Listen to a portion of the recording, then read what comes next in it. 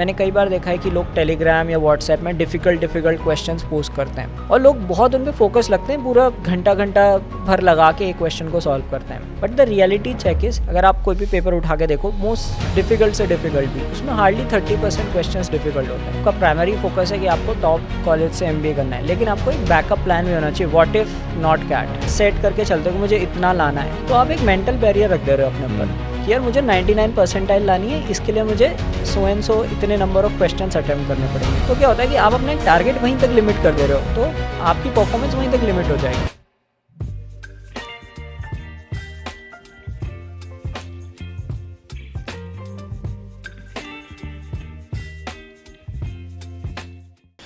Hello guys, तो आज हम एक बहुत ही स्पेशल एपिसोड में बैठे हैं। जैसे कि आप सेटअप देख रहे हो, and it's a surreal experience to be shooting this with Pranav sir, who is a very famous and the most googled CAT educator and mentor. He's been a 99 plus percentiler several times और बहुत सारे entrance exam sir ने crack कर रहे हैं और he has a knack of cracking. And थोड़ा सा कॉन्टेक्स्ट इसकी, मैं भी सर का स्टूडेंट हूँ 2 साल से एंड एक कैट एस्पिरेंट भी हूँ, and I think I'm in a very good position to host this podcast because of that with Pranav sir. So first of all, Pranav sir, welcome to the podcast. Thank you, Preet, for inviting me to this podcast. It's good to see that you have started a venture which is great, and you have been a very sincere student of mine, one of the brilliant students that I have had. So it's a great pleasure for me to attend your podcast. Thank you sir. Guys, ये sir सच में बोल रहे हैं, इसमें मैंने कुछ बोला नहीं है सर को बोलने के लिए। नहीं, सही बात है। तो सर अपन शुरू करते हैं, बात करते हैं आपकी जर्नी के बारे में। मतलब ऑल द एस्पिरेंट्स नो कि आप FMS से पास आउट हुए, एंड जो मैंने आपका इंट्रोडक्शन दिया दैट इज़ नेवर कंप्लीट, जो चीज़ें आपने करी हैं। पर आपकी journey of being a CAT educator वो कहाँ से शुरू हुई और वो चीज़ कहाँ से आई? Okay, so let's go 10 years back, 2013 when I graduated. So I was like a normal CAT aspirant, like जो majority होती है जनरल इंजीनियर मेल, और फिर लगता है कि इंजीनियरिंग करके कुछ और करना चाहिए, सो CAT वाली जनता. So I prepared for CAT during that time. I appeared in the examination, scored well, but did not prepare well for the interviews. So I could not get into the top colleges. फिर उसके बाद 2-3 और attempt दिए, जिसमें ठीक है percentile पहले से थोड़ी कम आई, तो लगा नहीं अब तो एक टॉप के कॉलेज में ही जाना है. So finally in 2016 I managed to do very good in CAT again, and finally converted FMS and few other top B schools also, and chose FMS over all others. Then post my MBA I started working in an edtech company which is Grade Up, and now it is known as Bajus Exam Prep. So when I started my journey, I was working as a program manager. Okay. So I was handling categories like banking, MBA, law entrance examinations, etc. Once it happened that there was an educator who was absent. Like I was asked to take a class in his place. Okay. And I had no experience before that taking any class. Since I was well versed with the concepts, पहले खुद prepare किए हुए थे. So I took that lecture. I found it interesting. Then उसके बाद वहाँ MBA की category नहीं होती थी, सो वो स्टार्ट करनी थी, तो कुछ लेक्चर्स में उसमें लिखता था, कुछ sessions, teaching sessions and all. So I started enjoying the process, and the management also started feeling कि yes he is a face, people like his lectures a lot. So that give me an idea कि अच्छा हाँ, this is what I am enjoying, so let me do this, and then the rest is history. अरे great.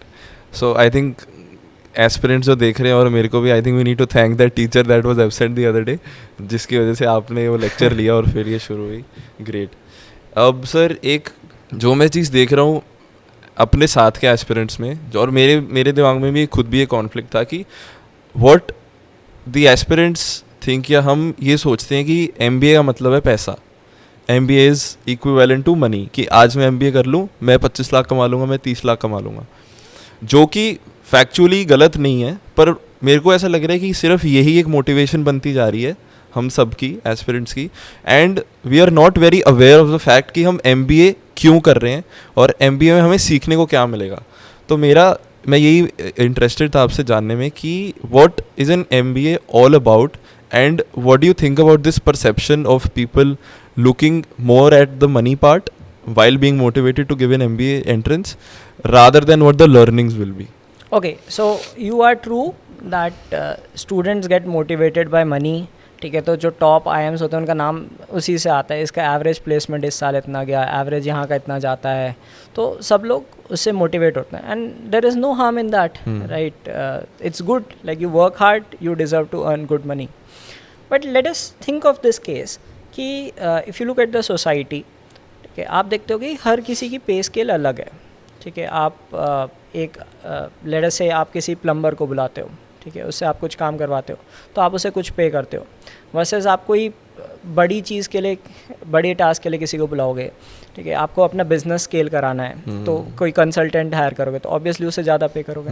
So it's all about problem solving. The kind of problem you solve in the society, you get paid that much. अब जैसे कोई top का surgeon है, वो top की surgery करेगा तो डेफिनेटली वो ज़्यादा चार्ज करेगा वर्सेस कोई छोटे मोटे आपकी डिजीज़ क्योर करेगा. So same goes with MBA as well. So when you do an MBA, you tend to solve big business problems of big corporates or startups or any other firm you go to. So that's the reason people are paid well. Now, you talk that people look for money. Okay, that's perfectly fine. और जो money वाला part होता है, that's a byproduct. See, if you get into a top institute, that means that you are among the top 1.5% of the audience. You have beaten like 2 lakh aspirants. Out of 2 lakh aspirants, you are among the top 500,000 or 2,000 aspirants. You go to the top colleges. Then you get to learn from industry experts who have vast teaching experience, both industry experience as well as teaching experience. You develop that thinking ability being in that peer group. कि जिन लोगों के साथ आप पढ़ते हो तो आपकी thought process develop होती है. You learn different streams of management, be it marketing, finance, operations. So let's say once you get placed, your task is to scale the businesses of those companies. चाहे वो किसी भी फील्ड में हो, चाहे आपको HR में कोई रिवॉल्यूशनरी काम करना है या फिर आपको ऑपरेशंस किसी के ऑप्टिमाइज़ करना है, तो that what you contribute to the company is much more. So that is why they pay you very well. So that's the reason why MBAs are paid well. It's just not the degree, but also their level of thinking, their thought process, their business acumen, etc. The point being not making the money the reason to do an MBA, but looking at it as a byproduct and then so working. That is eventually a byproduct. Like if you are from the top tier institute, you are well learned, you have good skills, you have good intelligence level, business acumen, etc. So eventually you will end up making good money post MBA. Perfect. As of now sir, अभी का जो time चल रहा है, अभी MBA को 4-5 महीने बचे हैं कैट के एग्ज़ाम को, सो टू से. बाकी एंट्रेंस एग्ज़ाम्स भी डेफिनेटली उसके साथ में आते हैं. पर अभी एक सिचुएशन में जो लोग मैं देख रहा हूँ अपने आसपास हैं कि कहाँ से प्रिपेयर करें. एक तरफ का सेक्शन आ जाता है जो ओके है विद ऑनलाइन प्रेप, क्योंकि people have lesser time for working professionals, and there are a certain sect of people जो कहते हैं कि भाई मेरे से तो जाके पढ़ाई होती है, मैं ऑनलाइन में नहीं पढ़ सकता, और उनके लिए ऑफलाइन सेक्टर ऊपर हो जाता है. तो ये जो डिबेट है या ये जो क्वेश्चन है ऑफलाइन वर्सेस ऑनलाइन टीचिंग का, या कहाँ से आपको कैट प्रेप लेना चाहिए, इसमें क्या पैरामीटर्स प्ले करने चाहिए एक एस्पिरेंट के दिमाग में, क्या क्या चीज़ों को उसको वे इन करना चाहिए वाइल कंसिडरिंग कि मैं ऑफलाइन ले लूँ या मेरा ऑनलाइन से चल जाएगा. Both have their own merits and demerits. Offline में क्या रहता है कि ऑफलाइन में जो सबसे बड़ा मेरिट रहता है वो पर्सनल कनेक्ट का रहता है. आप टीचर से फेस टू फेस बात कर सकते हो, ठीक है, कुछ भी आपको डाउट्स हो वहाँ पूछ सकते हो. और दूसरी सबसे बड़ी बात है कि कई स्टूडेंट्स ऐसे होते हैं जो ऑनलाइन डिस्ट्रैक्ट हो सकते हैं. ठीक है, मतलब आप देख रहे हो लैपटॉप में क्लासेस देख रहे हो, कुछ हो गया, या घर में कोई गेस्ट आए हुए हैं तो आप डिस्टर्ब हो गए, या फिर आपको लगता है कि अरे हाँ ये तो बाद में देख लेंगे, तो लाइव क्लासेस अटेंड नहीं कर पाते. तो अगर आपको थोड़ा सा भी ऐसा लगता है तो बेटर है कि आप ऑफलाइन क्लासेस आप जाओ, क्योंकि वहाँ आप ज़्यादा डिसिप्लिन तरीके से पढ़ते हो.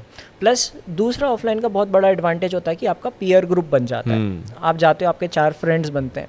बट अगर आप ऑनलाइन पढ़ते हो आप किसी दूसरे को नहीं जानते. ठीक है, आप थोड़ा बहुत चैट या वैसे कम्युनिकेशन कर लेते होगे, बट फिजिकली आप लोगों को नहीं जानते हो. बिल्कुल. तो ऑफलाइन में यही एडवांटेज है कि आप गए, आपके कोई फ्रेंड बने, आपको लगा कि हाँ यार ये पर्सनल ये भी मुझे अच्छा समझा सकता है।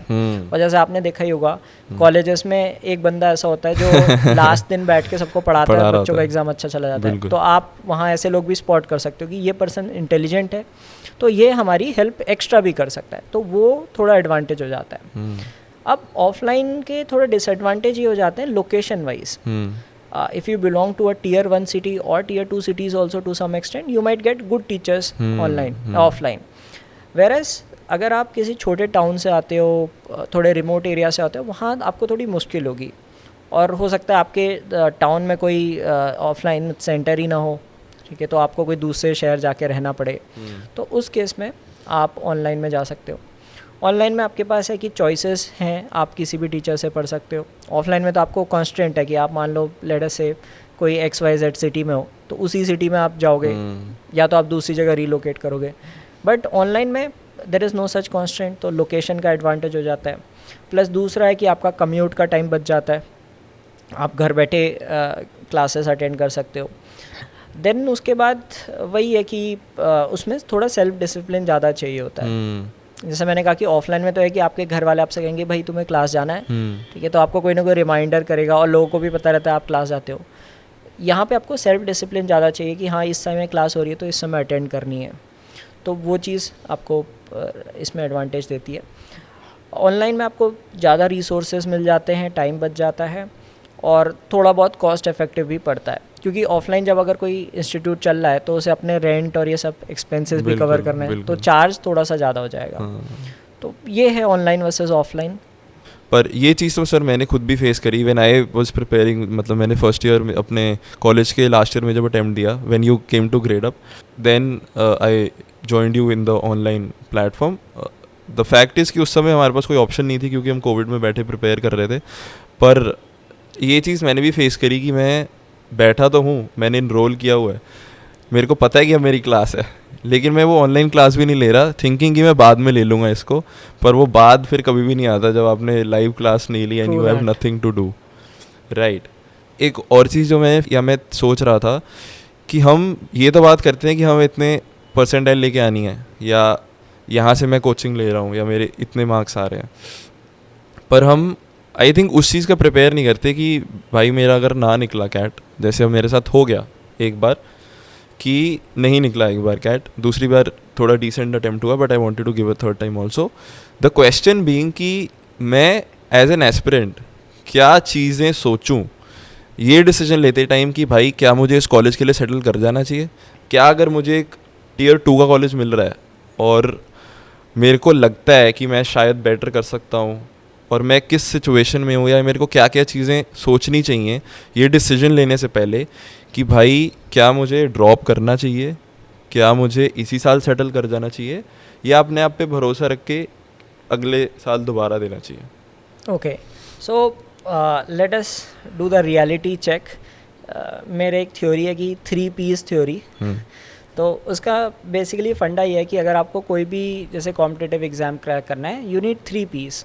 वन इज़ पोटेंशियल, ठीक है, वो गॉड गिफ्टेड है, उसके लिए आप कंप्लेन नहीं कर सकते, किसी पे ज़्यादा होगा किसी पे कम होगा, ठीक है। Potential plays a good role, you can not deny the fact, but उससे ज़्यादा होता है प्रिपरेशन का एफर्ट। कुछ बच्चे ठीक है ऑलरेडी बहुत स्मार्ट होते हैं, बट कुछ ऐसे होते हैं जो मेहनत बहुत ज़्यादा कर लेते हैं, ठीक है, तो वो आप ये आपने बहुत जगह कोट सुने होंगे कि आप हार्ड वर्क से टैलेंट को बीट कर सकते हो, तो वो प्रिपरेशन पार्ट पे आप नहीं गिव अप कर सकते हो। चाहे आप में अच्छा पोटेंशियल है भी, तो आपको इंश्योर करना है कि आपकी प्रिपरेशन बहुत अच्छे लेवल की होनी चाहिए। और थर्ड वाला होता है जो परफॉर्मेंस प्रेशर होता है। तो मैंने ओवर द ईयर्स एस्पिरेंट्स देखे हैं, मेरी क्लास में स्टूडेंट्स होते थे तो वो बहुत अच्छे होते थे, ठीक है, मेहनत भी कर रहे हैं, क्लास में भी काफ़ी रिस्पॉन्सिव हैं, in fact you as well. So I thought कि यार ये बंदा तो बहुत अच्छा स्कोर कर लेगा, बट एग्ज़ाम हॉल में जाके पता नहीं क्या होता है कि I mean people have different kind of fears, ठीक है, कुछ मतलब जैसे स्टेज फियर हो जाता है किसी को बड़े परफॉर्मेंस, आपने देखा होगा स्पोर्ट्स पर्सन है, बड़े स्टेज पे नहीं परफॉर्म कर पाते, तो ऐसे ही कुछ स्टूडेंट्स होते हैं जो एग्ज़ाम डे पे अच्छा परफॉर्म नहीं कर पाते हैं despite being very brilliant, hard working etcetera. So इन तीनों का right balance, I mean that is what you need. तो अब जब आप इवैल्यूएट करते हो कि क्या आपको नेक्स्ट अटेम्प्ट देना चाहिए, ठीक है, तो पहले सबसे पहली चीज़ आपको रियलिटी चेक करनी चाहिए पोटेंशियल वाइज, ठीक है. So one must understand that each person is different, has different kind of strengths, ठीक है. अब कुछ लोग आप देखते हो कि हर कोई स्पोर्ट्स पर्सन नहीं बन सकता, ठीक है. उसके लिए जिसको जो फिज़िकली स्ट्रांग होगा, उसकी मतलब थोड़ा फुर्ती होगी जिसमें, ठीक है, और थोड़ा फिटनेस पे ध्यान देता होगा, तो वो पर्सन है स्पोर्ट्स में एक्सेल कर सकता है. सिमिलरली अगर हर कोई सिंगर बनना चाहे, हर कोई सिंगर नहीं बन सकता, ठीक है. उसके लिए आपकी नेचुरल वॉइस भी अच्छी होनी चाहिए, प्लस आप रेगुलर अगर म्यूज़िक का रियाज करते हैं तो आप उसमें अच्छा कर सकते हैं. तो लाइक यहाँ पे भी आपकी mathematical and logical reasoning plus English should be of a decent level. अगर बहुत कम है तो आई एम नॉट डिनाइंग और डिमोटिवेटिंग एनीवन कि आप नहीं कर सकते, बट आपको बहुत ज़्यादा एफर्ट लगेगा compare to those who are naturally good at it. So ये रियलिटी चेक आपको पता होना चाहिए, ठीक है, और उसके बेसिस पे आपको डिसाइड करना चाहिए कि क्या आप इस लायक हैं कि आप इस टॉप टियर कॉलेज में एडमिशन ले सकते हैं. तो अगर आपको लगता है कि नहीं ये मुझ में पोटेंशियल है, it was just some external factors that did not work out this time, definitely you should go for another attempt. Now first I said that it is injustice to some, ठीक है, कुछ पे ज़्यादा talent होता है, कुछ पे कम होता है. लेकिन जो सेकेंड पार्ट है जो मैंने बात की कि प्रिपरेशन वाली, उसमें आपको ऑनेस्ट एफर्ट्स डालने हैं, ठीक है. देखो आप लोगों को कह सकते हो कि हमने तैयारी की थी नहीं हुआ, ठीक है, आप अपने पेरेंट्स से भी बोल सकते हो, रिलेटिव से, फ्रेंड से बोल सकते हो, बट रियलिटी आप ही को पता रहती है कि आपने कितने सिंसियरली पढ़ाई की, क्या आपने क्लासेस रेगुलरली अटेंड की, क्या आपने रिविजन क्लासेस की, मॉक टेस्ट सही से दिए कि नहीं दिए. तो उसमें आपको अपने से झूठ नहीं बोलना चाहिए. अगर आप प्रिपरेशन ढंग से कर रहे हो, पोटेंशियल आपका जैसा भी है, प्रिपरेशन अगर आप सीरियसली करोगे तो definitely you can do well. So इन सब पैरामीटर्स पे अगर आप खुद को इवैल्यूएट करते हो और आपको लगता है कि yes I can get a better institute the next time, so go for it. और else like if you feel कि नहीं ये अब बहुत ज़्यादा वर्क एक्सपीरियंस हो जाएगा, और अभी मुझे MBA कर लेना है या फैमिली प्रेशर है for any reason, then you could settle for a lower institute. मैंने sir during the course of my experience giving CAT and seeing aspirants, मैंने ये चीज़ मेरे को लगती है कि मतलब 2-3 साल का अगर वर्क एक्स है, उससे पहले तो आई थिंक मेरे को लगता है कि ये क्वेश्चन ही नहीं है. मैंने अब मेरा ये माइंडसेट है कि मैं रेडी हूँ कि अगर मेरा अब ये 3rd अटेम्प्ट है इस साल, and I am giving from my last year in college, so I am like मेरा 2 साल का वर्क एक्स कंप्लीट हो जाएगा. लेकिन कंसिडरिंग कि बी स्कूल्स का एंट्रेंस में या जब वो आपको एडमिट करते हैं, दे हैव अ क्राइटेरिया कि उसमें भी मैंने इवैल्यूएट किया कि अगर आपका 2 साल का वर्क एक्स है तो दैट्स द बेस्ट केस. उसके बाद अगर आप 2 से 3 साल या 4 साल की तरफ जाते हो तो फिर आपकी थोड़ी सी प्रोबेबिलिटी डिमिनिश होनी शुरू होती है कि आपका एंट्रेंस या वो सिलेक्शन क्राइटेरिया में हल्का सा पॉइंट नेगेटिव हो जाएगा. लेकिन डिस्पाइट द फैक्ट आपका स्कोर आई थिंक सुपरसीड्स एवरीथिंग. ये चीज़ें तब प्ले में आ जाएंगी अगर आप बॉर्डर लाइन पे हो बिल्कुल, पर अगर आप लेके आ रहे हो स्कोर उस कॉलेज के हिसाब से डिसेंट, तो आई थिंक ये चीज़ें तो बहुत ही सुपरफ्लुअस फैक्टर हो जाता है उस पॉइंट पे जाके कि इसने बंदे ने 3 साल काम किया या 4 साल भी काम किया हो अगर. तो the what I have learned in my experience is कि I am ready to give another attempt and I am thinking from a B school perspective, because उनके लिए परसेंटाइल जो है, अगर अपन परसेंटाइल पे काम करें और वो परसेंटाइल ले आए, स्कोर ले आए, आई थिंक फिर बहुत ही कम प्रोबेबिलिटी की है क्योंकि कोई बी स्कूल किसी को रोक सकता है. या यू आर राइट. सो अगर बात करें जैसे अभी करंट सिनेरियो एस्पिरेंट्स का, तो मैं देखता हूँ बच्चों में डिस्कशन हो रहा होता है, मेरे मार्क्स इतने हैं, मेरा वर्क एक्सपीरियंस इतना है, क्या मुझे कॉल आएगा. ठीक है, देखो अगर आप इन्हीं चीज़ों में रह जाओगे, आप परफॉर्म जो अच्छी तैयारी है प्रिपरेशन पार्ट, उसमें आप हमेशा एक स्ट्रेस रहेगा आपको कि ये होगा कि नहीं होगा, आप एक डाउट के केस में रहोगे. ठीक है, अगर आपका स्कोर नहीं आता है, मतलब अगर इन सब चीज़ों में लगे तो आपका स्कोर डेफिनेटली उतना अच्छा नहीं बन पाएगा क्योंकि आपका ध्यान डाइवर्ट हो चुका है प्रिपरेशन के बजाय इस पे कि मेरा होगा कि नहीं होगा. बट अगर आप स्कोर अच्छा लाते हो तो आपके पास चांसेस हैं. And as you rightly said that CAT score has the highest weightage. ठीक है, तो देखो कुछ हो सकता है किसी की प्रोफाइल ऐसी हो कि बहुत कम एकेडमिक्स हैं, तो मे बी टॉप 2-3 IIM उन्हें ना मिले, but there are many other good institutes which are probably in the top 10, right. So instead of complaining about things की जो हमारे हाथ में नहीं है, focus on the thing that is in your hand, right? No one is stopping you to get 100 percentile in CAT. वहाँ लाओ आप, ठीक है. तो फिर वो तो बात की बात देखी जाएगी कि आपको कौन सा बी स्कूल इवेंचुअली मिलता है. तो अगर आपका CAT स्कोर बहुत अच्छा है, बहुत हाई है, तो डेफिनेटली आपको कोई ना कोई तो गुड बी स्कूल मिल ही जाएगा. लेट्स से आपको ABC नहीं मिला, आपको FMS मिल गया, या आपने ZET में बहुत अच्छा कर लिया, आपको XLRI मिल गया, या IFT मिल गया. सो कहीं ना कहीं आपको बहुत अच्छा इंस्टीट्यूट मिल सकता है. So instead of worrying about that, focus on cracking the competitive examination that you are targeting. And also जो आपने वर्क एक्स की बात की, सो एक बेल कर्व होता है, ठीक है. तो कुछ बच्चे उसमें फ्रेशर्स भी जाते हैं, कुछ 1 साल 2 साल वर्क एक्सपीरियंस, 3 साल वर्क एक्सपीरियंस. बाद में लोगों को लगता है कि 4 साल से बियॉन्ड वाले बहुत कम मिलेंगे. द रीज़न इज़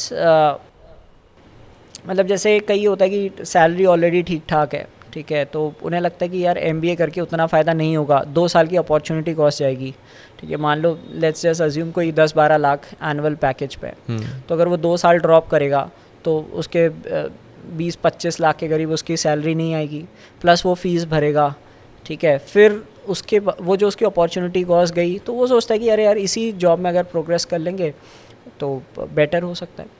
सो इसलिए लोग कम देते हैं इंडिया में. बाकी अगर आप फॉरेन में देखो तो एवरेज जो MBA करते हैं उनका वर्क एक्सपीरियंस 3 to 5 ईयर्स रहता है. इंडिया में ये थोड़ा कम है.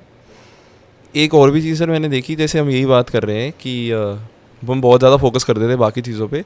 मैं देखता हूँ यूट्यूब में कोई लाइव लेक्चर अगर मैं भी ले रहा हूँ, आपका लेक्चर ले रहा हूँ, कोई लेक्चर ले रहा हूँ, तो उसमें काफ़ी देर लोग यही वरीड रहते हैं कि सर मेरे ये 9, 8, 7 ईयर कैड्स हैं, ये मेरी प्रोफाइल है, क्या मैं कितना स्कोर ले आऊँ अगर तो मुझे कहीं से कॉल आ जाएगा.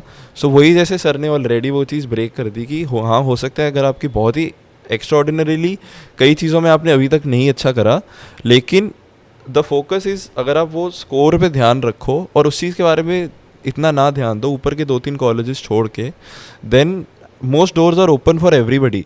बस वो डोर इसीलिए क्लोज हो रहा है क्योंकि स्कोर हम नहीं लेके आ पा रहे. यहाँ पे मैं एक और पॉइंट रखना चाहूँगा. मैं कभी कभी अपनी क्लास में स्टूडेंट से पूछता हूँ what is your target percentile, ठीक है. अब क्या होता है, कोई बच्चा कहता है डिपेंडिंग ऑन देयर कैलिबर कि मेरे को 95 लानी है, ठीक है. कोई कहता है मुझे 90 लानी है, कोई 99 कहता है, कोई कहता है मैं जनरल इंजीनियर मेल हूँ मुझे 99.5 लानी है. तो मैं उनसे पूछता हूँ व्हाई डोंट यू टारगेट 100. यार 100 का टारगेट रखो. देखो जब क्या होता है कि आप एक सेट करके चलते हो कि मुझे इतना लाना है, तो आप एक मेंटल बैरियर रख दे रहे हो अपने ऊपर कि यार मुझे 99 परसेंटाइल लानी है, इसके लिए मुझे सो एंड सो इतने नंबर ऑफ क्वेश्चंस अटेम्प्ट करने पड़ेंगे. तो क्या होता है कि आप अपना एक टारगेट वहीं तक लिमिट कर दे रहे हो, तो आपकी परफॉर्मेंस वहीं तक लिमिट हो जाएगी. So just try to maximise your performance. वो जो मैंने आपको 3 फैक्टर्स बताए कि आपकी पोटेंशियल कैसी है, आपने प्रिपरेशन कैसी की, एग्ज़ाम का पेपर कैसा है, उस पर आपने प्रेशर कैसे हैंडल किया, उस सब का बाय प्रोडक्ट है आपका इवेंचुअल रिजल्ट. सो पहले से आप अगर ये बना के चलोगे मुझे X परसेंटाइल टारगेट करनी है, इसलिए मैं कभी स्टूडेंट से ही नहीं कहता कि कोई परसेंटाइल टारगेट करके जाओ.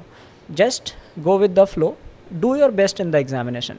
जैसा रिजल्ट आएगा वो आपके जो सारी चीज़ें हैं इन सब का बाय प्रोडक्ट होगा. अब सर ये जो तीसरा P की आपने बात करी थी, परफॉर्मेंस प्रेशर की. सो मैंने अपने फर्स्ट ईयर में जब एग्ज़ाम दिया था, पता हम सबको है कि वहाँ जाके पैनिक नहीं करना या चिल रहना है, पानी पीना है, जो भी चीज़ें करनी है, लेकिन वो ऑटोमेटिकली आई थिंक सिचुएशन का प्रेशर है क्योंकि आप प्रिपेयर कर रहे हो इतनी देर से एंड आपने उसके बाद के इतने सपने देख लिए हैं कि वो प्रेशर ऑटोमेटिकली आ जाता है. और मेरे को लगता है कि मेरे में भी वो प्ले इन करा अपने फर्स्ट ईयर में. पर जब मैंने अभी लास्ट ईयर अटैम्प्ट दिया सेकेंड, उसमें मैंने बहुत अपने लिए हाई होप्स नहीं रखी. High hopes in the sense कि मैंने अपने कैट को सब कुछ नहीं बना लिया. मैं ये सोच रहा था कि अगर मेरा नहीं होता कैट तो मैं क्या करूँगा. आई वॉज लाइक इफ़ मेरा कैट नहीं होता है, मैं अपने पॉडकास्ट को बढ़ाना चाहता हूँ, तो मैं इसको बहुत बड़ा करने की कोशिश करूँगा जब तक मेरा अगला अटैम्प्ट आएगा. तो मेरे को लगता है कि वो चीज़ जब मेरे दिमाग में थी एग्ज़ाम में बैठ के, तो मेरे पास मैं एक ऐसी सिचुएशन में खुद को फील कर रहा था कि मैं कम प्रेशर में हूँ और मैं फील कर रहा था कि मेरे आसपास वाले लोग डेफिनेटली बहुत प्रेशर में. तो वो साइकोलॉजिकली मेरे को लग रहा था कि यहाँ पे तो मैं एक विन पे हूँ और वो डेफिनेटली एग्जाम में भी मेरे लिए प्ले इन करा. ऑल्दो जो मैं चाहता था वो नहीं हुआ, बट कई चीज़ें ऐसी हुई जैसे क्वांट में मैं आपको बता रहा था, आई स्कोर्ड 98.25 कंसिडरिंग कि क्वांट इज़ माई लेवल 3 का सेक्शन, जो कि मैं सोचता था कि मेरे को बस क्वांट में 95 अगर मैं ले आऊँ या 90 ले आऊँ क्वांट में, बाकी दोनों में मैं बढ़िया कर दूँ तो मैं ले आऊँगा 99 के आसपास, ऐसा मैं सोच रहा था. लेकिन वो प्रेशर फील ना होने की वजह से ऐसा मेरे को लगा कि मेरे क्वांट में कई ऐसे क्वेश्चंस बन गए जो मैं शायद वैसे प्रेशर में ना बना पाता, वो अपने आप बन गए क्योंकि मैं सिर्फ उस क्वेश्चन के मेरिट के ऊपर था. तो मेरा क्वेश्चन अब आपसे इससे ये मैं निकालना चाह रहा हूँ कि क्या वो thinking about the plan B, या थिंकिंग अगर ये कैट नहीं होगा फिर मैं क्या कर रहा हूँ, उसका भी एक विजुअल अगर अपने हम दिमाग में रखें, do you think that is a good strategy to adept because that in a way removes the pressure? Yes, definitely plan भी हर चीज़ का होना चाहिए. ठीक है, आपका प्राइमरी फोकस है कि आपको टॉप कॉलेज से एमबीए करना है, लेकिन आपको एक बैकअप प्लान भी होना चाहिए. What if not cat.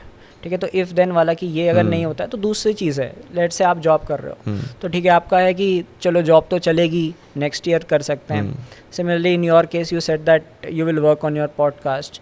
कोई भी हो सकता है, आप कोई अपना स्टार्टअप कर रहे हो या फिर कहीं जॉब कर रहे हो या कुछ भी कर रहे हो, आपके पास दूसरा प्लान होना चाहिए. क्योंकि ये है कि CAT is a one day game. हो सकता है पेपर ऐसा आ गया कि आप परफॉर्म नहीं कर पाए, तो पहली चीज़ तो है कि आपको बैकअप प्लान माइंड में रखना है. दूसरा है कि आपको ओपन माइंड सेट से जाना है. ठीक है, think that you do not have anything to lose. ठीक है, और यही एक चीज़ नहीं है, there life is much beyond CAT. So open mind set रखना है. तीसरी चीज़ ये है कि ये आपकी थोड़ी डेवलप होती है जब आप मॉक टेस्ट वगैरह देते हो, कि आपको पैनिक नहीं करना है. आपको समझ में आना चाहिए कि अगर पेपर डिफ़िकल्ट आया है तो पेपर सबके लिए डिफ़िकल्ट है. और ये तभी होगा जब आपने जेन्युइनली प्रिपेयर किया होगा, तो आपको खुद समझ में आ जाएगा ये एक्चुअली डिफ़िकल्ट है कि मुझे लग रहा है. ठीक है, तो अगर एक्चुअली आपको डिफ़िकल्ट लग रहा है तो आप समझ सकते हो कि जो जितने एस्पिरेंट्स बैठे हैं ये पेपर सभी के लिए डिफ़िकल्ट है. तो just chill, try to give your best. और दूसरी चीज़ ये होती है, स्पेशली कुछ स्पेसिफिक केसेस में जैसे DILR है, तो उसमें हम क्या करते हैं कि मतलब किसी सेट में फंस गए तो हम उसी में फंसे रह जाते हैं. So as soon as you realise that while solving a particular question you are heading nowhere, just skip it, because there will definitely be something which you shall be able to attempt. और ऐसे ही हर section में apply होता है. Quant में भी है. आप मान लो किसी टॉपिक को अच्छे से जानते हो, बट ऐसा कोई क्वेश्चन हो गया जो आपको क्लिक नहीं कर रहा है. ठीक है, वो पॉसिबल है, it happens all the time that there will be something which might not click. वो कुछ भी रीज़न से हो सकता है, कोई थॉट चल रहे हो मन में या कुछ भी. तो don't take it to your ego कि नहीं यार मेरी तो मैथ्स बहुत अच्छी है, मैं इस क्वेश्चन को कैसे सॉल्व नहीं कर सकता. So just skip it, move on, try to find whatever you can do in the test, and then just do not worry about the result part. ये ईगो पे लेने वाली जो बात है ना, इससे मैं एक अपनी मिस्टेक भी शेयर करना चाहता हूँ जो मैंने करी है इस साल के एंड में, जिस वजह से मेरे को लगता है वही एक सेक्शनल कट ऑफ रह गया जो थी DILR में. एंड आई फील कि मेरा लॉजिक स्ट्रॉन्ग है और मैं DILR में मॉक्स में भी अच्छा कर रहा था. आई फील कि मैं एक अपर एंड पे होता हूँ जब मैं DILR के सेक्शन में हूँ. मैं सोचता हूँ कि मैं 2 सेट नहीं 3 सेट बना के आऊँगा, अगर 4 सेट है तो उस माइंडसेट से मैं बैठा था पेपर में. एंड आई थिंक वो थोड़ा ओवर कॉन्फिडेंस हो गया मेरे लिए भी, मेरे को भी रियलिटी चेक हो गया इस बार. मैंने उतना DILR इस बार अपना रिफ़्रेश भी नहीं करा था दोबारा से, क्योंकि वो मैं इस जोन में था कि मेरा तो स्ट्रॉन्ग जोन है DILR.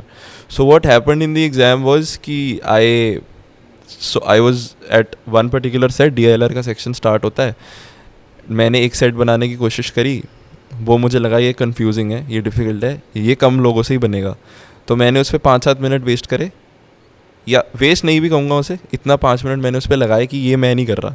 फिर I went to the other set, I solve one set, then I was on the third one, then I was trying to figure that out, and उसमें मुझे पूरा टाइम लग गया.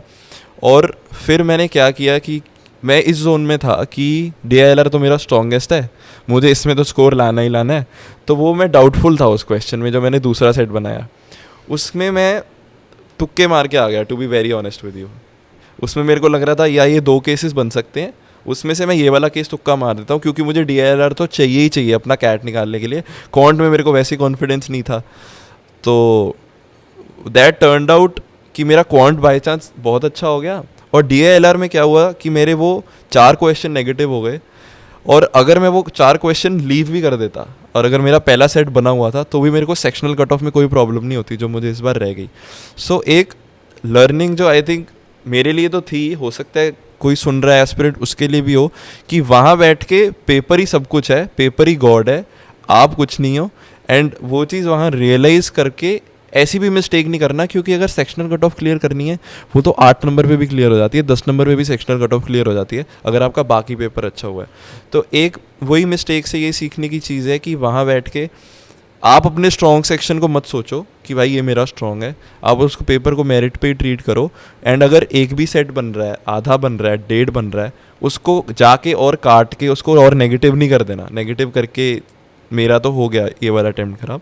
So that's one learning. And इस चीज़ से sir मैं आपसे भी जानना चाहूँगा, और आपको क्या लगता है ऐसी क्या मिस्टेक्स हैं जो अपन लोग एग्ज़ाम के अंदर बैठ के कर देते हैं, या फिर इवन प्रेप में कुछ मिस्टेक्स अगर आपको लगता हो कि ये एस्पिरेंट्स बहुत में करते हैं या इस बारे में बहुत कंफ्यूज रहते हैं? ओके, सो दोनों चीज़ डिस्कस करते हैं। पहले प्रेप वाली डिस्कस कर लेते हैं, एग्ज़ाम तो बाद में आता है।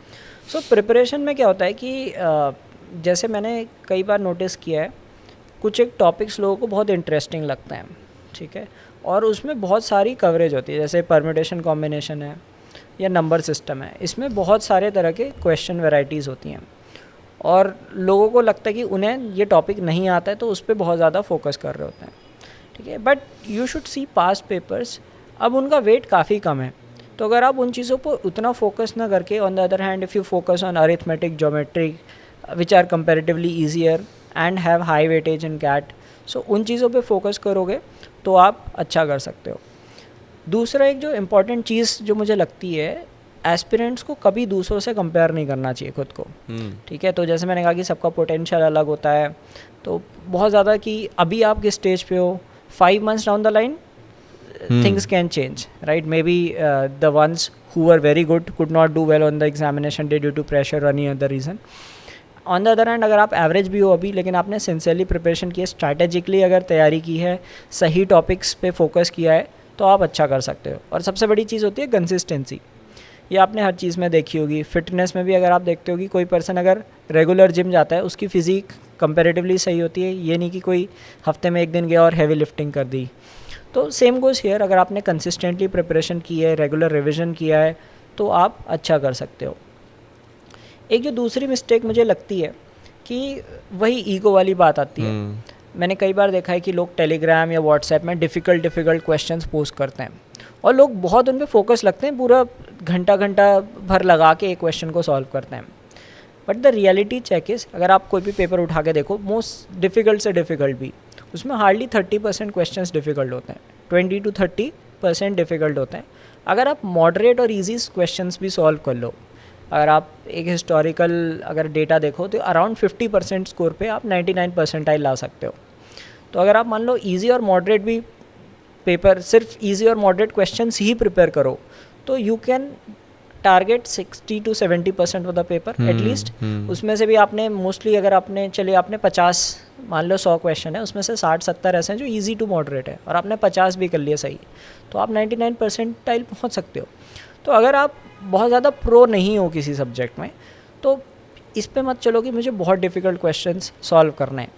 अगर जितने टाइम में आप एक डिफ़िकल्ट क्वेश्चन सॉल्व करते हो, मे बी उसमें आप 5 easy questions, moderate question solve कर सकते हो। तो आपकी कॉन्सेप्चुअली नॉलेज स्ट्रांग होनी चाहिए, ठीक है। तो इजी डिफ़िकल्ट वहाँ आपको डेफिनेटली डिफ़िकल्ट स्किप करने हैं। एग्ज़ाम में तो आप नहीं करोगे ना कि 10 मिनट एक क्वेश्चन पे लगाया। सो प्रैक्टिस में भी आई वुड एडवाइस कि जो डिफ़िकल्ट क्वेश्चंस की प्रैक्टिस है वो कम ही करो, ओके, ठीक है। Unless you are a pro कि यार इजी मॉडरेट तो सारे ही हो जा रहे हैं, अनलेस आप 99.999 टारगेट कर रहे हो, वो अलग चीज़ है। हाँ, वो चीज़ है।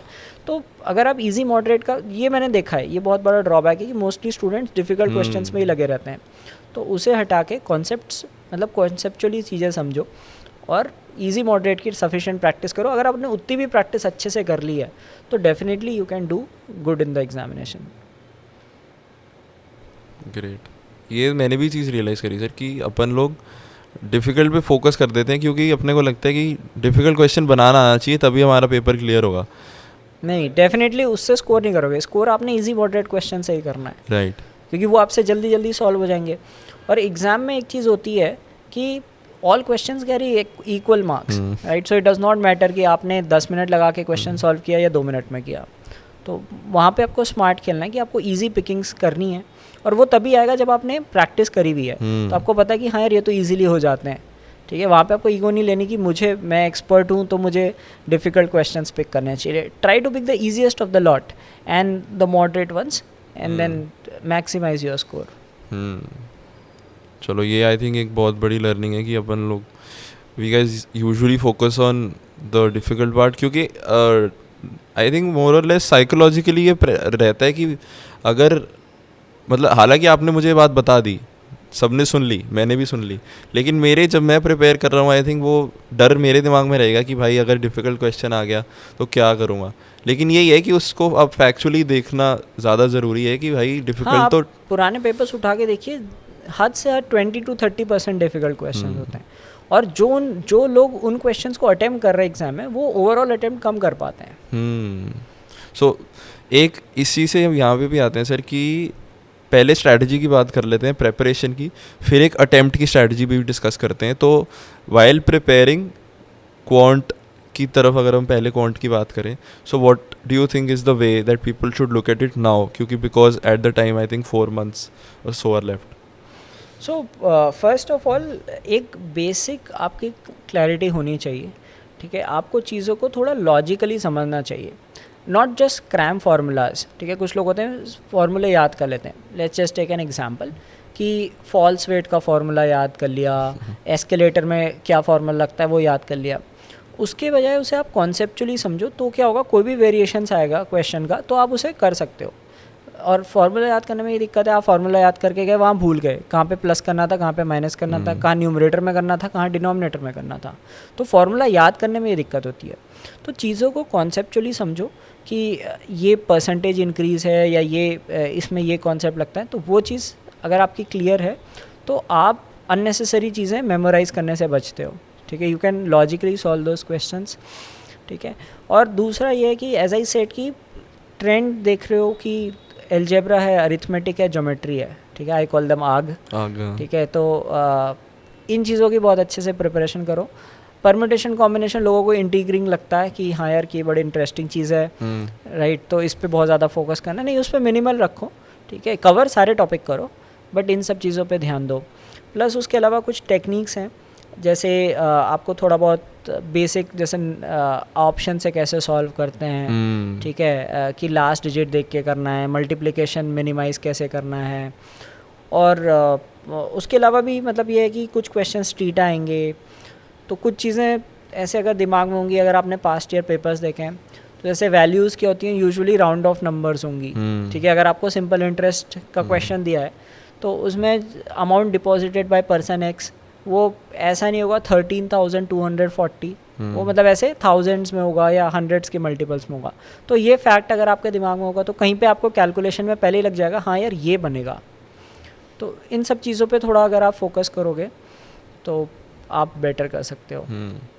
एंड आई थिंक ये ज़्यादा लॉजिक से ये चीज़ आती है कि क्या क्वेश्चन चाह रहा है और क्या आप उसमें लगा सकते हो.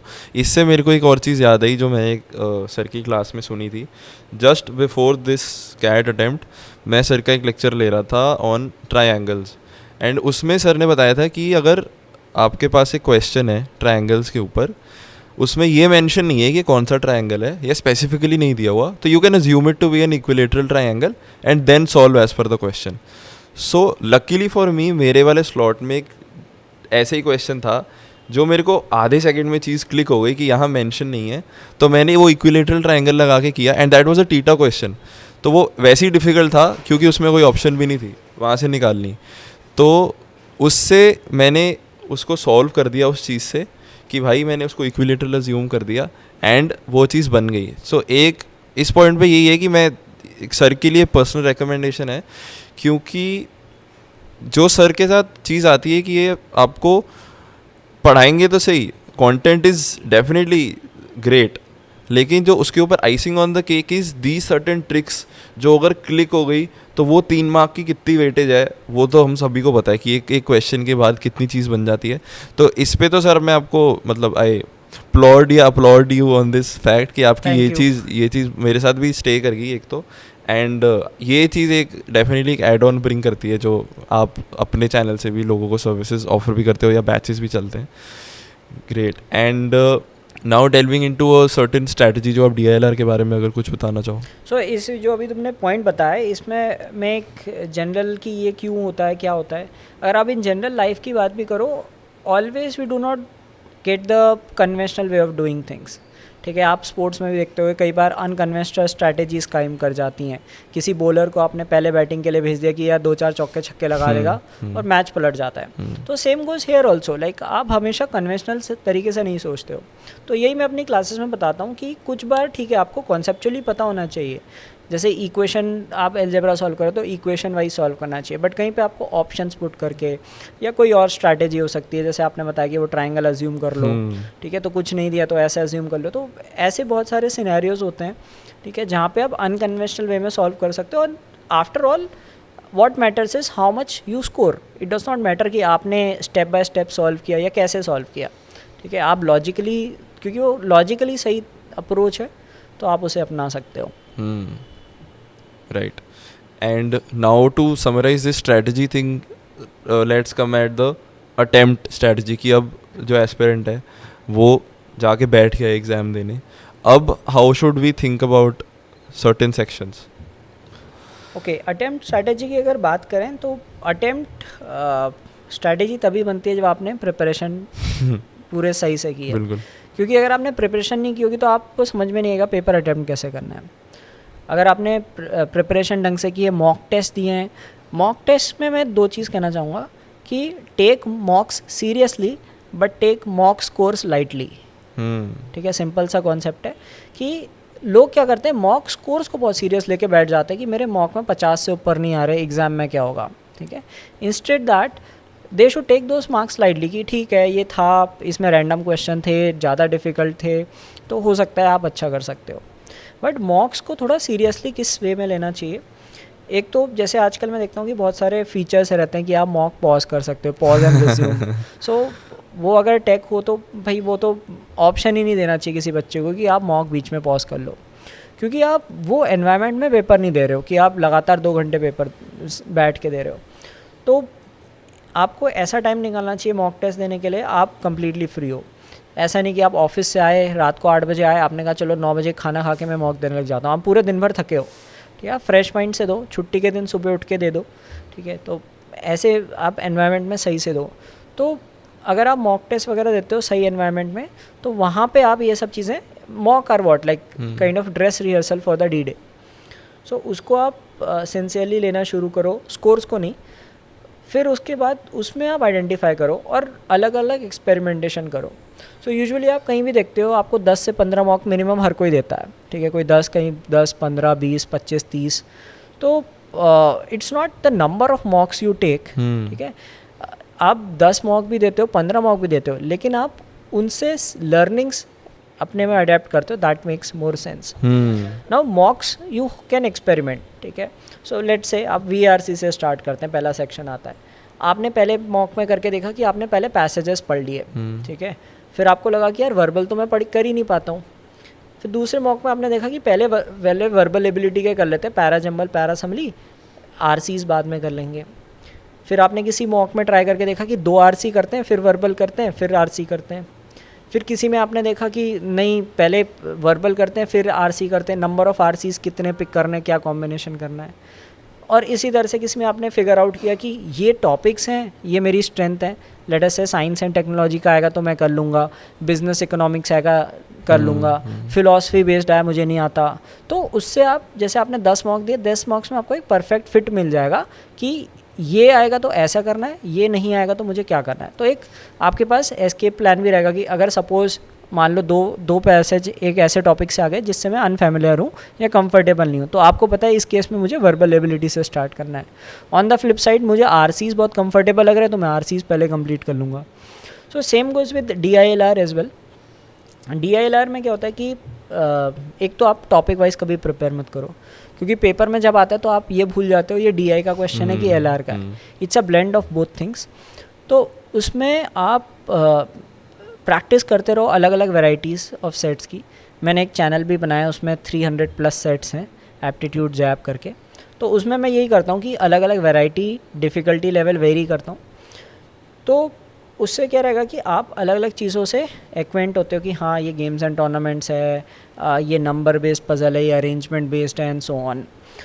तो कुछ एक एस्पेक्ट्स होते हैं जो आपको खुद रियलाइज़ होने लगेंगे कि आपकी न्यूमेरिकल एबिलिटी ज़्यादा स्ट्रॉन्ग है या फिर लॉजिकल रीजनिंग जिसमें नंबर्स इन्वॉल्व नहीं होते हैं। For example for my case numbers are good, ठीक है, I am good with numbers.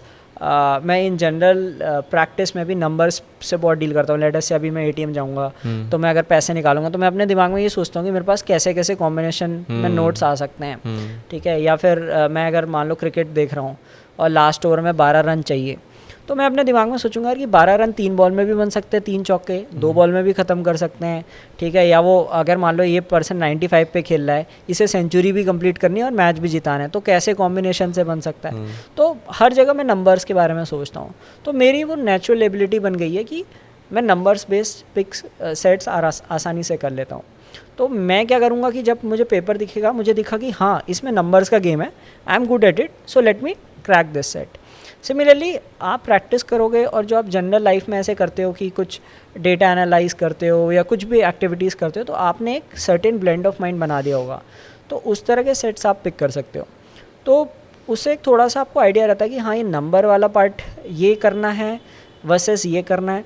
जैसे किसी को अरेंजमेंट में बहुत ईजी रहती होगी कि हाँ लोगों को अरेंज करना है या कुछ ऑब्जेक्ट्स अरेंज करने हैं या फिर वेन डायग्राम है, किसी का वो कॉन्सेप्ट अच्छा होगा।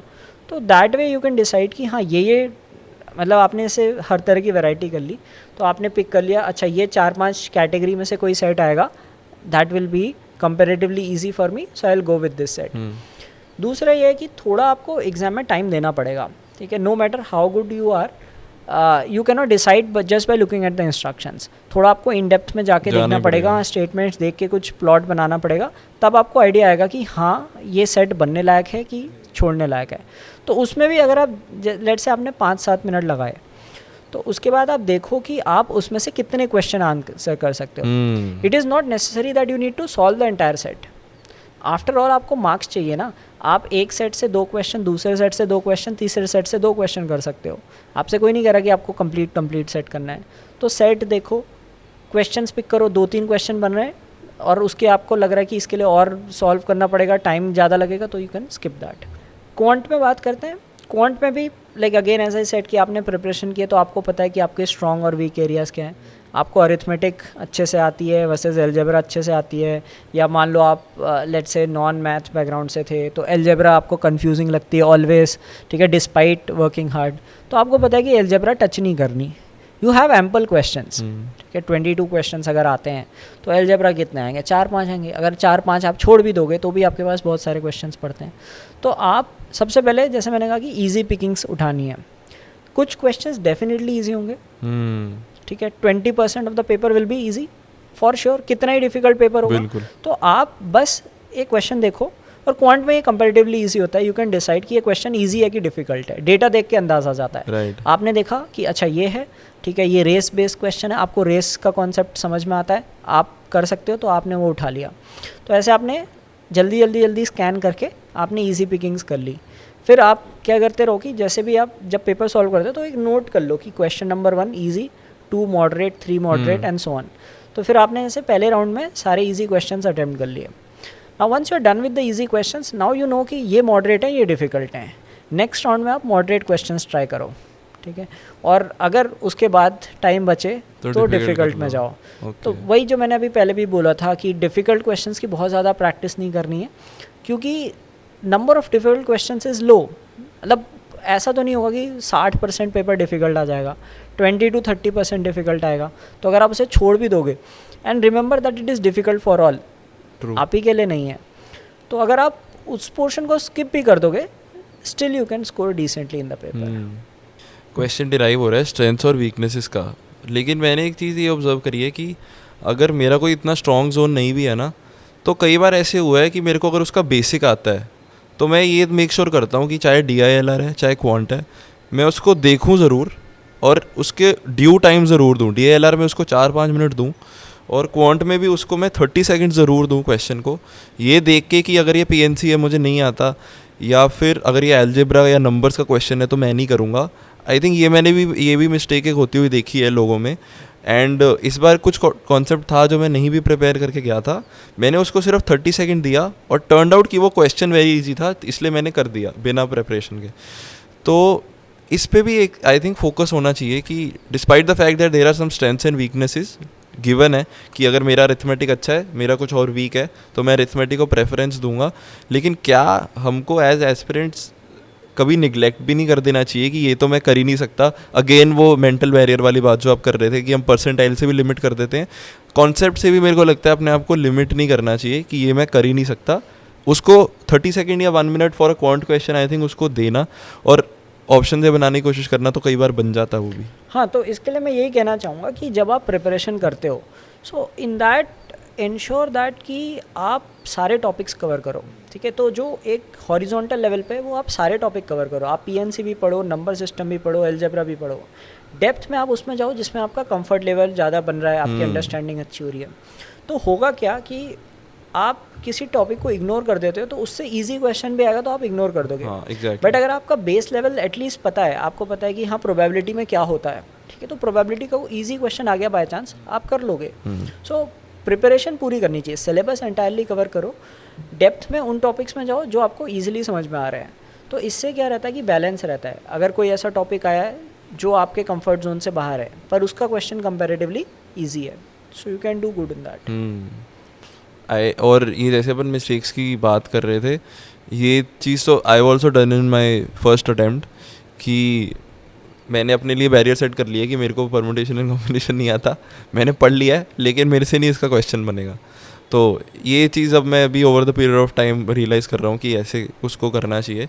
Now if we can talk about the aspirants जो दोनों गवर्नमेंट एग्ज़ाम्स का भी प्रिपेयर कर रहे हैं, बैंकिंग एग्ज़ाम्स का भी प्रिपेयर कर रहे हैं, MBA के एग्ज़ाम्स का भी प्रिपेयर कर रहे हैं, काफ़ी सारे एंट्रेंस एग्ज़ाम्स का प्रिपेयर कर रहे हैं, हाउ शुड दे अंडरस्टैंड कि कैसे एक बेटर अप्रोच लेके आ सकते हैं अटेम्प्ट करने पे भी और समझने के लिए भी कि कहाँ जा सकते हैं? सो अगर जैसे कई एस्पिरेंट होते हैं जो अलग अलग एग्ज़ाम्स की प्रिपरेशन कर रहे होते हैं, सो ब्लाइंडली प्रिपरेशन करने से पहले उन्हें थोड़ा बैकग्राउंड रियलिटीज़ पता होनी चाहिए कि क्या एग्ज़ाम किस लेवल का रहता है, किस में क्या चीज़ टेस्ट होती है। एप्टीट्यूड ठीक है कॉमन है, डिफ़िकल्टी लेवल अलग अलग हो सकता है, ठीक है। कैट का जो DILR होगा बहुत हाई लेवल का होगा, जिसमें आपको मतलब जैसे बैंकिंग है या उसमें बहुत कैलकुलेशन इंटेंसिव होता है, ठीक है। अगर आपकी कैलकुलेशंस बहुत फास्ट हैं तो आप कर सकते हो। कैट में क्या है, थॉट इंटेंसिव होता है, ठीक है। नो मैटर आपकी कैलकुलेशन अच्छी है, आप ऑन द स्पॉट अगर नहीं सोच सकते तो आप उसमें फंस सकते हो। और इंग्लिश का भी लेवल अलग अलग हो सकता है, क्वांट भी अलग। सो आपको पहले ये पता होना चाहिए कि किसका एग्ज़ाम कैसा आता है, ठीक है, पैटर्न पता होना चाहिए। दूसरी चीज़ क्या है कि आपको जो आगे की जर्नी है उसके बारे में भी क्लैरिटी होनी चाहिए, ठीक है। अगर आप मल्टीपल और हाँ ठीक है, it's fine that you have a backup plan कि अगर कैट नहीं निकला तो हम गवर्नमेंट जॉब में चले जाएंगे, बैंकिंग में चले जाएंगे या कहीं चले जाएंगे। सो करियर ट्रेजेक्ट्री के बारे में भी आपको पता होना चाहिए। सो गवर्नमेंट जॉब्स और corporate life, these are two different things, ठीक है। गवर्नमेंट जॉब में क्या होता है, ठीक है, आपको एक job security, biggest factor is job security. आप देख रहे हो कि अगर आप कॉर्पोरेट में जा रहे हो लोग फायर्ड हो जाते हैं, ठीक है। मैंने भी देखा अपने साथ के colleagues, even juniors lay off में निकाले गए। गवर्नमेंट जॉब में ये नहीं होगा, ठीक है। कुछ भी आ जाए, रिसेशन आ जाए, गवर्नमेंट में आप बाहर नहीं निकलोगे unless you commit some crime over there, ठीक है। तो एक जॉब सिक्योरिटी वाला फैक्टर होता है जो एडवांटेज देता है। प्लस जो इंडियन सोसाइटी का माइंडसेट है उसमें आपकी रिस्पेक्ट ज़्यादा होती है, ठीक है। सरकारी नौकरी में है वर्सेस कॉर्पोरेट में अगर CEO भी होगा तो हाँ ठीक है होगा कोई, ठीक है। बट अगर हाँ आप मान लो किसी ऑफिशियल पोस्ट में हो तो हाँ भाई बहुत रिस्पेक्ट है।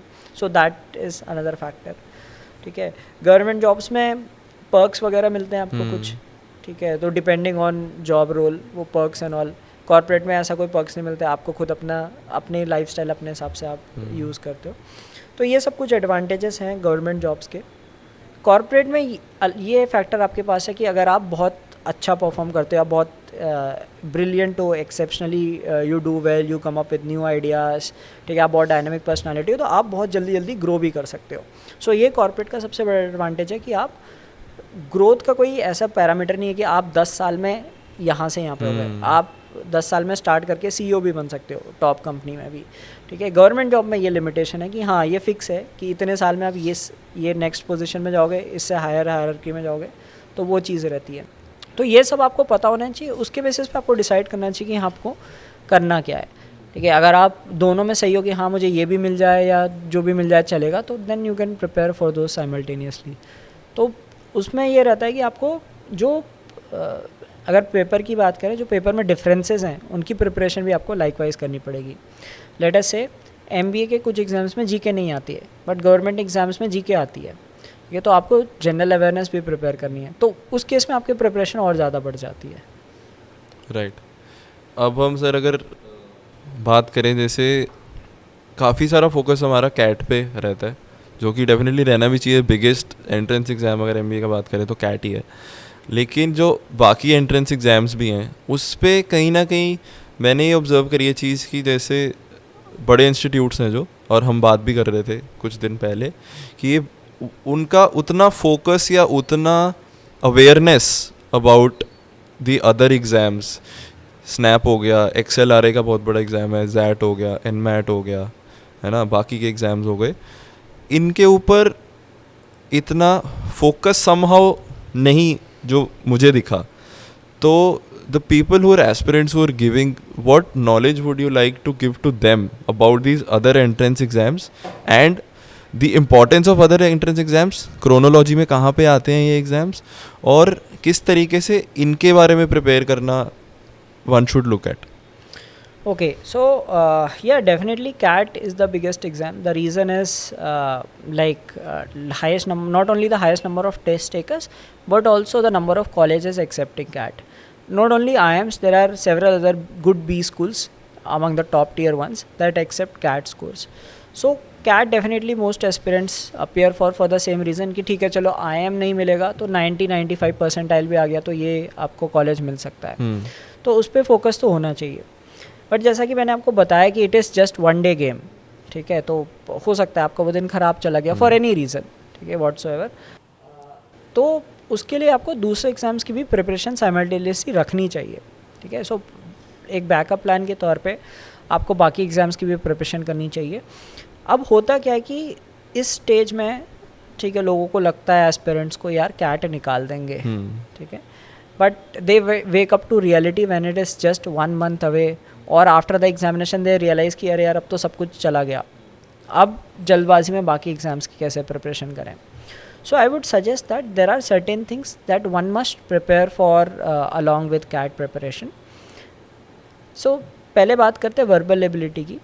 Cat does not test your knowledge in verbal, it just test your reading ability, ठीक है, आप लाइक एनालिटिकल स्किल्स एक तरह से, बट वो आपकी वोकैब नहीं देखता, ग्रामर नहीं देखता।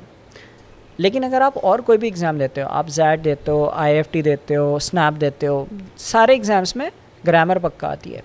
सो I would say that at least 15-20% of your time, जैसे मान लो आप एक दिन में 4-5 घंटा दे रहे हो तो 1 घंटा नहीं तो आधा घंटा एटलीस्ट इन चीज़ों की भी प्रिपरेशन में लगाओ। ग्रामर हो गया, वोकैब हो गया, वोकैब किया वर्ड पार मेड ईजी कर लो, फिर उसके बाद कुछ एक्सरसाइजेस कर लो, बहुत सारे आजकल सोर्सेज मिल जाते हैं आपको, फ्री सोर्सेज भी मिल जाएंगे, ठीक है, तो वो डेवलप कर लो, क्योंकि ये चीज़ आपकी आगे भी काम आती है, ठीक है। आप जैसे लेट से आप MBA करके मैनेजर बन गए, आप इफेक्टिव वोकैबलरी यूज़ करते हो तो लोगों को भी अच्छा लगता है, हाँ यार इसकी वोकैब अच्छी है। So those are all skills like grammar skills, ठीक है। सो लोग इग्नोर करते हैं कि ग्रामर नहीं करनी चाहिए, बट ग्रामर का इंपॉर्टेंस है। लेट्स जस्ट इमेजिन कि आपने किसी टॉप कॉलेज से पढ़ के आप बन तो गए, ठीक है, आपने ऐसे ही कर लिया, आपका स्कोर अच्छा आ गया, बट आपने ग्रामर स्किल्स डेवलप नहीं की थी। अब आप मैनेजर बन गए, आप मेल लिख रहे हो, उसमें आपने ग्रामेटिकल मिस्टेक्स कर दी, सो एक इंप्रेशन अच्छा नहीं जाएगा। So these are essential skills, ठीक है। आपको वोकैब ग्रामर अच्छी होनी चाहिए, प्लस जनरल अवेयरनेस, ये आपकी काम आती है GDPI के टाइम पे। आप फिर लास्ट मोमेंट पे आप कहते हो कि हाँ मुझे पढ़ना है। सो अगर आप पहले से प्रिपेयर करोगे तो आपको इन रिटन टेस्ट में भी काम आएगी, जैसे IFT है, ZAT में आती है, TISNET एग्ज़ाम है, उन सब में जनरल अवेयरनेस आती है। तो अगर आप पहले से प्रिपेयर करोगे तो आप लास्ट मोमेंट पे पैनिक नहीं करोगे। तो आई वुड से कि like if not 20 may be 10-15% of your time should be towards these exams as well, so that बाद में आपको रियलाइज़ होगा कि कैट के अलावा और भी देने, तो आप उतने बैलेंस वे में दे पाओगे एज़ कम्पेयर टू दोस्त जो लास्ट में प्रिपरेशन स्टार्ट करते हैं. तो पैनिक नहीं करोगे आप इन एग्ज़ाम्स. और डेफिनेटली अगर मान लिया आपने सही प्रिपरेशन की है और एक एग्ज़ाम आपका किसी कारण से गलत चला गया, मान लो DILR का बहुत गंदा सेट आ गया, आप उसमें फंस गए, ठीक है, या फिर 1-2 RCs ख़राब चला गया, आपका VRC ख़राब हो गया, या क्वांट में कहीं फंस गए, तो उसकी वजह से आपका कैट ख़राब चला गया, बट एटलीस्ट कोई ना कोई एग्ज़ाम डेफिनेटली आपका अच्छा जा सकता है and you might get a better institute. Right. So and ये है कि वो चीज़ बाद में नहीं होगी जब कैट का एग्ज़ाम होगा कि अब मैं अपनी ग्रामर प्रिपेयर कर लेता हूँ. हाँ, तो वो ये कि नहीं, ये चीज़ें ऐसा होता है ओवर द पीरियड डेवलप होती हैं. इमीडिएटली आप डेवलप करना चाहोगे तो वो एक शैलो लेवल पे होंगी. डीप लेवल पे प्रिपेयर करना है तो आपको थोड़ा पहले से इन सब चीज़ों पे थोड़ा थोड़ा एफर्ट डालोगे. वही कंसिस्टेंसी का खेल है. आप कंसिस्टेंट हो और थोड़ा वॉल्यूम में भी करोगे तो आप डेफिनेटली बेटर कर सकते हो as compare to you do at the last moment. Right. हो सकता है लक अपने साथ ना हो एक पर्टिकुलर डे पे, एंड उसके लिए जो ऐसे हमने वो बैकअप प्लान वाली चीज़ भी डिस्कस करी, that was important learning for me, जो कि मैं चाहता था कि ड्रॉ आउट हम करें. And before we wrap up this conversation, कुछ और आपने सर अगर कुछ मेंशन करना हो? या जस्ट दिस कि जो मेन चीज़ मुझे एस्पिरेंट्स में दिखती है at this point in time is they are either going towards the past or looking at the future. Past में सोच रहे मेरे एकेडमिक्स क्या हैं, मेरा वर्क एक्स इतना है, मेरे पास गैप ईयर है, या कोई फ्यूचर का सोच रहा है कि इतनी परसेंटाइल पे कितना मिलेगा, इतने स्कोर पे कितनी परसेंटाइल आएगी. ठीक है. So an advice which I would like to give to the aspirants is be in the present. ठीक है. आप अपने कॉन्सेप्ट स्ट्रॉन्ग करो, प्रैक्टिस सिंसियरली करो. ठीक है. और जैसे मैंने बताया कि इजी मॉडरेट क्वेश्चंस भी प्रैक्टिस करो, सारे टॉपिक्स कवर करो, डेप्थ में चाहे कुछ कवर करो. तो प्रैक्टिस पे आप ध्यान दो. ठीक है. डोंट थिंक अबाउट कि पास्ट में क्या हुआ था या फ्यूचर में पेपर कैसा आएगा, कितने स्कोर पे कितना लाना है, और कोई मेंटल बैरियर मत बनाओ. ठीक है. कि मुझे 99 स्कोर करना है कि इसके लिए कितने मार्क्स लाने हैं. ठीक है. आप प्रिपरेशन सही रखोगे. ठीक है. और अगर मान लो एग्ज़ाम के दिन आपकी किस्मत अच्छी रहती है, आप अच्छे मूड में हो और क्वेश्चंस ऐसे क्लिक कर जाएं जो आपने टॉपिक जो आप जिसमें आपकी एक्सपर्टीज़ थी, so definitely you can do well. So just focus on the present. अभी जो चल रहा है उस पर फोकस करो. ठीक है. एक टाइमली शेड्यूल बना लो कि इस समय तक सिलेबस कंप्लीट हो जाना चाहिए, इसके बाद मॉक्स देने चाहिए, और कंसिस्टेंसी मेंटेन रखो. ठीक है. For the next 5 months just be consistent with the preparation. और एक इम्पॉर्टेंट चीज़ मैं जो एस्पिरेंट्स को कहना चाहूँगा कि ensure that you take care of your health. That is very important. The reason is like not only physical health but also mental health. क्योंकि कई एस्पिरेंट्स मैंने देखे हैं कि वो पैनिक कर जाते हैं सिचुएशंस में. तो ईट वेल, स्लीप वेल. ठीक है. Take proper rest. प्रिपरेशन का मतलब ये नहीं कि आप रेस्ट लेना भूल जाओ, रेस्ट भी प्रॉपर लो. ठीक है. खाना ढंग से खाओ, थोड़ा बहुत एक्सरसाइज वगैरह भी, फिटनेस पे भी ध्यान दो. ठीक है. और हॉबीज़ वगैरह हैं तो कुछ परस्यू करो. You can cut on certain things. जैसे आप सोशल मीडिया से कट कर सकते हो क्योंकि उसमें आपकी कोई प्रोडक्टिव चीज़ नहीं हो रही है. आप इंस्टाग्राम पे रील देखते जा रहे हो तो कुछ प्रोडक्टिव नहीं हो रहा है. ठीक है. तो जो प्रोडक्टिव चीज़ें वो करते रहो. ठीक है. मान लो आपकी कोई हॉबी है, आप कुछ स्पोर्ट खेलते हो, आपको क्रिकेट खेलना पसंद है, फुटबॉल खेलना पसंद है, खेलो. आपको गिटार बजाना अच्छा लगता है, आप म्यूज़िक में इंटरेस्टेड हो या पेंटिंग करते हो, वो सब आप करो. But ensure that you keep your self mentally and physically fit. ये भी बहुत ज़रूरी है. एंड हम क्या करते हैं कि कई बार एग्ज़ाम को सारा कुछ बना लेते हैं, बट सारा कुछ हम हैं. मतलब if we are there then there is everything. So just one moment to appreciate कि हम सब प्रिपेयर कर रहे हैं एक साथ, हमें सर जैसे लोग पढ़ा रहे हैं. And what ever will happen अच्छे के लिए. और अपने आप को पहले थोड़ा और बेटर हम भी खुद भी ट्रीट करना शुरू करें, then look at the exam. So one last thing sir before we say goodbye to the audience for today, कि जैसे मैंने मेंशन करा about my experience of learning with sir has his own channel of called MBA करो करके भी है, aptitude जैब भी है, जिससे मैं भी बहुत सेट्स सॉल्व करता रहता हूँ. तो मैं बस एक मोमेंट लेना चाहता था सर को उसके लिए थैंक करने के लिए कि हम सब एस्पिरेंट्स के लिए without any particular monetary incentive, so to say. He's putting out content for all of us to be better at. So just a heartfelt thanks, sir, from myself and from the audience. Yeah, so thanks to the audience who watched this podcast and got to learn some intricacies की क्या क्या कैसे preparation करनी चाहिए, किन चीज़ों पे focus करना चाहिए. सो थैंक्स जिनने ये पूरा पॉडकास्ट देखा. इनके लिए एक इंस्टेंट डिलाइट वाली चीज़ है. So I have just thought of a coupon code, like you can use the code DWS20. ठीक है, आप वो यूज़ करके 20% ऑफ आपको मिल सकता है मेरे कोर्सेज और मॉक टेस्ट में. तो इस वीडियो के डिस्क्रिप्शन में आप मेरे यूट्यूब चैनल का लिंक डाल सकते हैं. तो जिनने मेरी क्लासेस कभी अटेंड नहीं की है तो वो देख सकते हैं कि मेरा पढ़ाने का तरीका कैसा है. ठीक है, हो सकता है कि आप कहीं और से पहले पढ़े हो, आपको उतना समझ में ना आए, तो मेरे क्लास अटेंड करके आपको आ सकता है. तो आप मेरी क्लासेस अटेंड कर सकते हो. फ्री क्लासेस यूट्यूब में काफ़ी हैं. उसके अलावा अगर आपको पेड कोर्सेज में एनरोल करना है तो उसके लिए भी आप एनरोल कर सकते हो. ठीक है, तो इस वीडियो के डिस्क्रिप्शन में उनके लिंक्स हैं, तो आप चेक कर सकते हो और आप प्रिपेयर कर सकते हो exam. I am glad guys. इसमें मेरा तो ये है कि पर्सनल रिकमेंडेशन है. आई एम ग्लैड कि मैं ये कॉन्वर्जेशन कर पा रहा हूँ और डिस्कवर विद सिंह पे हम ये बात कर रहे हैं. तो this is not a promotion. We are not wanting you to go and say buy a course और do something like that. It's just I am a student and I am sitting in front of the mentor and I had certain things that I learned and I wanted to communicate my respect and gratitude, and वो मेरे को लग रहा है कि अब आपके साथ भी communicate हो गया. and I am glad sir ने एक वो coupon code वाली भी जो है DWS20 करके अपन डाल देंगे नीचे description में. so if you like the way he's teaching in his YouTube and you'd like to go buy a course, you can definitely do that. I'll be glad. and just goodbye. Consider subscribing. That helps a lot. If you liked, if you smiled, and if you learned something new, that will help. And yeah, goodbye. Take care. Thank you. Thank you.